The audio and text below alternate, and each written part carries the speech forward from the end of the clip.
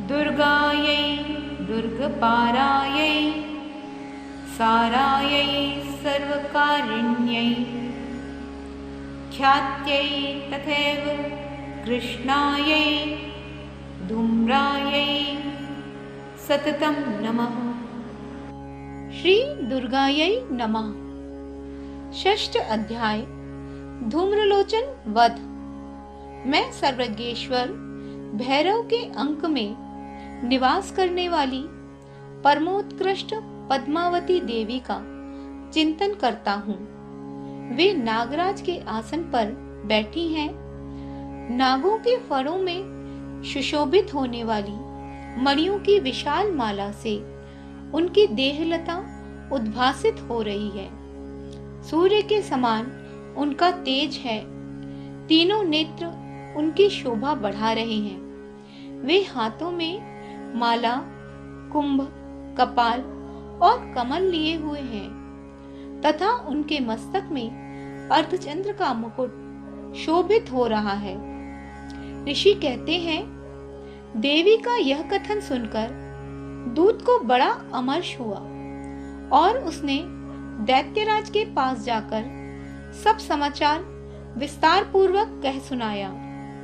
दूत के उस वचन को सुनकर दैत्यराज कुपित हो उठा और दैत्य सेनापति धूम्रलोचन से बोला, धूम्रलोचन, तुम शीघ्र अपनी सेना साथ लेकर जाओ और उस दुष्टा के केश पकड़कर घसीटते हुए उसे बलपूर्वक यहाँ ले आओ। उसकी रक्षा करने के लिए यदि कोई दूसरा खड़ा हो, चाहे वो देवता हो, यक्ष अथवा गंधर्व ही क्यों ना हो, उसे अवश्य मार डालना। ऋषि कहते हैं, शुंभ के इस प्रकार आज्ञा देने पर वह धूम्रलोचन दैत्य 60,000 असुरों की सेना को साथ लेकर वहां से तुरंत चल दिया। वहां पहुंचकर उसने हिमालय पर रहने वाली देवी को देखा और ललकार कर कहा, अरे तू शुंभ निशुंभ के पास चल। यदि इस समय प्रसन्नता पूर्वक मेरे स्वामी के समीप नहीं चलोगी तो मैं बलपूर्वक झोटा पकड़कर घसीटते हुए तुझे ले चलूंगा। देवी बोली, तुम्हें दैत्यों के राजा ने भेजा है। तुम स्वयं भी बलवान हो और तुम्हारे साथ विशाल सेना भी है। ऐसी दशा में यदि मुझे बलपूर्वक ले चलोगे तो मैं तुम्हारा क्या कर सकती हूँ? ऋषि कहते हैं, देवी के यूं कहने पर असुर धूम्रलोचन उनकी ओर दौड़ा।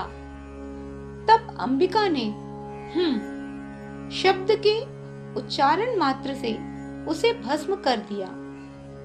फिर तो क्रोध में भरी हुई दैत्यों की विशाल सेना और अंबिका ने एक दूसरे पर तीखे सहायकों, शक्तियों तथा फरसों की वर्षा आरंभ की। इतने में ही देवी का वाहन सिंह क्रोध में भरकर भयंकर गर्जना करके गर्दन के बालों को हिलाता हुआ असुरों की सेना में कूद पड़ा। उसने कुछ दैत्यों को पंजों की मार से, कितनों को अपने जबड़े से और कितने ही महादैत्यों को पटककर ऊंट की दाढ़ों से घायल करके मार डाला। उस सिंह ने अपने नखों से कितनों के पेट फाड़ डाले और थप्पड़ मारकर कितनों के सिर धड़ से अलग कर दिए। कितनों की भुजाएं और मस्तक काट डाले तथा अपनी गर्दन के बाल हिलाते हुए उसने दूसरे दैत्यों के पेट फाड़कर उनका रक्त चूस लिया। अत्यंत क्रोध में भरे हुए देवी के वाहन उस महाबली सिंह ने क्षण भर में ही असुरों की सारी सेना का संहार कर डाला। शुंभ ने जब सुना कि देवी ने धूम्रलोचन असुर को मार डाला तथा उसके सिंह ने सारी सेना का सफाया कर डाला, तब उस महादैत्यराज को बड़ा क्रोध हुआ। उसका होंठ कांपने लगा उसने चंड और मुंड नामक दो महादैत्यों को आज्ञा दी, हे चंड और हे मुंड, तुम लोग बहुत बड़ी सेना लेकर वहां जाओ और उस देवी के झोटे पकड़कर अथवा उसे बांधकर शीघ्र यहाँ ले आओ। यदि इस प्रकार उसको लाने में संदेह हो तो युद्ध में सब प्रकार के अस्त्र शस्त्रों तथा समस्त आसुरी सेना का प्रयोग करके उसकी हत्या कर डालना। उस दुष्टा की हत्या होने तथा सिंह के भी मारे जाने पर उस अंबिका को बांधकर साथ ले शीघ्र ही लौट आना। इस प्रकार श्री मार्कंडेय पुराण में सर्वाणिक मतवंतर कथा के अंतर्गत देवी महात्म्य में धूम्रलोचन वध नामक 6वां अध्याय पूर्ण हुआ।